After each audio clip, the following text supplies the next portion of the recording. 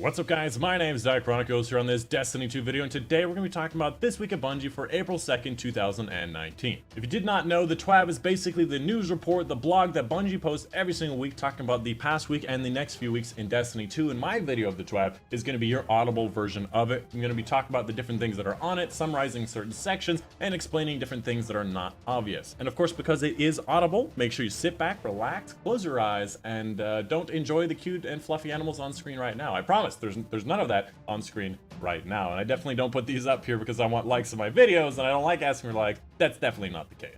In a nutshell, this week there's really not much to it. It is basically just talking about the coming update on May 7th, the 2.2.2 update, and the things that are coming with it, as well as a couple of known issues. There's really nothing as far as news goes as outside of that. But anyways, let's go ahead and get into it. First off, the first thing you need to know is the Revelry is going to be ending soon. May 7th is that Tuesday, so you have until Tuesday to get your Arbalest direct purchase, to be able to get any of the things that you want to get, like the Triumphs and stuff, and make sure you claim them all. If you have Triumphs, claim the event Triumphs, otherwise they will go away. Had this issue in the past, as well as the fact they mentioned after the event is over, you'll be able to get the Arbalest as an exotic drop randomly from any exotic. Next up, this section is just going to be reiterating their ride along of the Shattered Throne that they had, I think, a week ago or something on April 29th. Okay, 3 days ago. That's about the same number of time, and they just said, hey, they did it, and they want you to go watch it.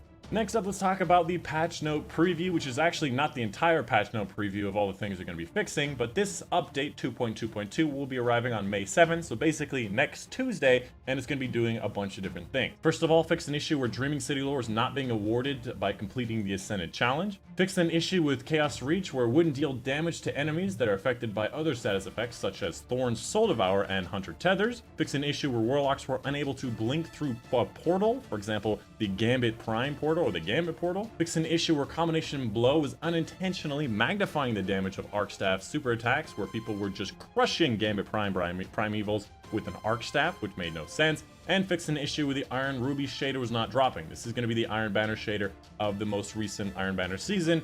And you can get the shader just by, you have a chance of getting this shader by dismantling Iron Banner gear. So there's going to be one more Iron Banner that you can get some Iron Banner gear, or apparently you can dismantle Iron Banner gear after May 7th, and if you have any left over, that should drop it. Next up, some more Dr. Bungie known issues and updates, talking more about the update 2.2.2. I don't know why they didn't combine it into this section. There's a couple of things that they wanted to mention. First of all, the Invitation of the Nine called the Tower had an issue where it needed you to kill Vex on the Tangled Shore, but there were no Vex on the Tangled Shore outside of the Warden of Nothing, but you still couldn't get it from that. And you couldn't actually complete it. They're going to be resolving that next May 7th. This section reiterates that they're going to be fixing the Verdant Light competitive Triumph issue, where it erroneously had us get 200 orbs with Crucible and Gambit, and then they disabled the Verdant orbs in Gambit, so getting a lot of those was very difficult. So they're going to be lowering the requirement down to 20 orbs, and this is going to be coming out as soon as the event ends. So people who have already met this requirement will be retroactively awarded this Triumph, as well as the Party Harder Triumph, which is going to be the Triumph for getting all the other Triumphs, should be retroactively awarded to anybody who needs it or who has earned it, and they will automatically be awarded the Verrescent Emblem. So make sure you see that as soon as you get in. That I don't know exactly how it's going to be working, but they say it's going to work. So if you have more than 20, by the time the event is over, you should be able to get it all. Next up, the issue with the Jubilant Engrams, supposed to be a knockout list. Some people were getting duplicates because of the multiple characters. They're going to be reaching out to people in game at the update to help those people resolve their issue. I don't know what that means. Sounds kind of Cloak and Dagger.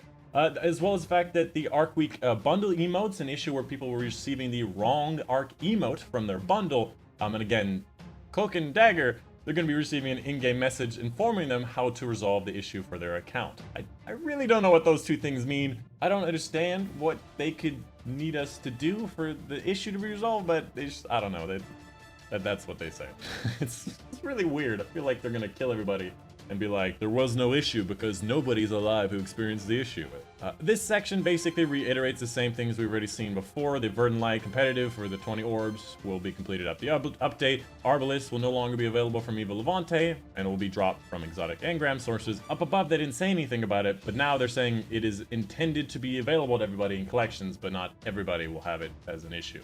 I don't know. And the last section, the known issues. Reaping with the Basics bounty, which I believe is going to be the role bounty for Gambit Prime, not counting kills with bows. They know about it. And the Hugin, I don't know how to pronounce it, but the Hugin Skull and Postmaster, which is that skull in the Dreaming City where you can buy tinctures of Queen's Foil, are not recovering to the Postmaster, the tinctures that is, to the Postmaster after buying from him while the consumables are full. Here's a pro tip for everybody. Never have your consumables or your pursuits full, ever. If you have them full, offload stuff to the bank or just delete stuff, because it will always cause you problems. And that would solve like 20% of all the problems in Destiny 2. And that is pretty much it. The rest of it's going to be movies of the week in case you're interested in any one of these. I really like what this guy did. He was in the tower and, well, he got a lot of people dancing the same song, which was actually kind of fun. But that is pretty much it. That is the end of the TWAB and this weekly update. Let me know if you have any questions in the comments down below. Of course, I've been your host, Dychronic, and I will see you guys on the next.